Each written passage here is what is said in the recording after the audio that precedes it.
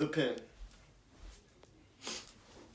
From one's finger all the way to the mouse and keyboard, even to the old-fashioned ballpoint pen, they all have one thing in common, and that's relaying information from one party to another. Hello, my name is Mark Ashton Guevara, and today my personal artifact speech is over the pen, how it has changed throughout history, and how it has personally impacted my life. As a communication major, I thoroughly enjoy symbols and how they change. Throughout history, the symbol of the pen has evolved all the way to from the simple quill to the ballpoint pen to a finger being on a keyboard. It has also personally impacted my life. Firstly, we're going to talk about how it has changed throughout history, and then we'll talk about how it impacted my life until we reach the conclusion. The pen has drastically changed throughout history. We could relate the pen all the way back to, I would say, early 1200 BC, where old-fashioned clay and stone tablets were used to relay this information from one party to another. We could even go to the Dark Ages around 500 AD to 1000 AD to even 1500 BC or AD more or less, right around the Renaissance area. Now, the pen right around the Renaissance area was really famous for artists and writers and songwriters who wanted to share information or even art from one party to another.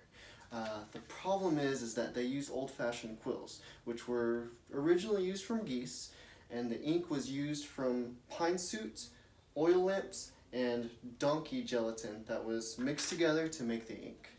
Now, the problem with all this was that the quills would only last for a week because of how fragile they were. So that's where we run into around the early 1800s. A famous shoemaker in Baltimore came around with the pen and made the old-fashioned ballpoint pen.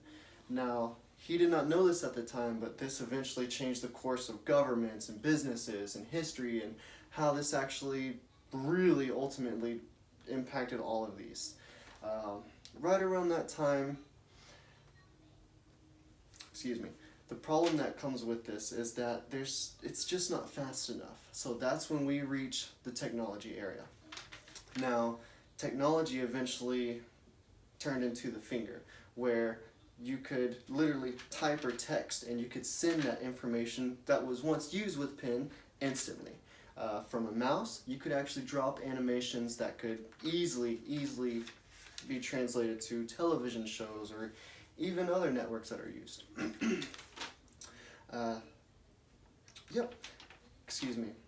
And the pen taught me responsibility, control, and guidance. Now, it personally impacted me through my education. Throughout my life, I can't remember a single time where I didn't have to read directions or I had to write an assignment up just to be able to pass all my classes. In fact, I'm a songwriter myself. I play in a band called Limerick, and I quote myself from the song, "So we've been over this before." The lyrics actually come from a personal experience I had from when, on my 17th birthday, I was driving down the highway and a big 18-wheeler truck was right in front of me. A child on a bicycle actually rode in front of the truck and died on impact. I was there to do everything I can to see if the child was alive, and he didn't pull through.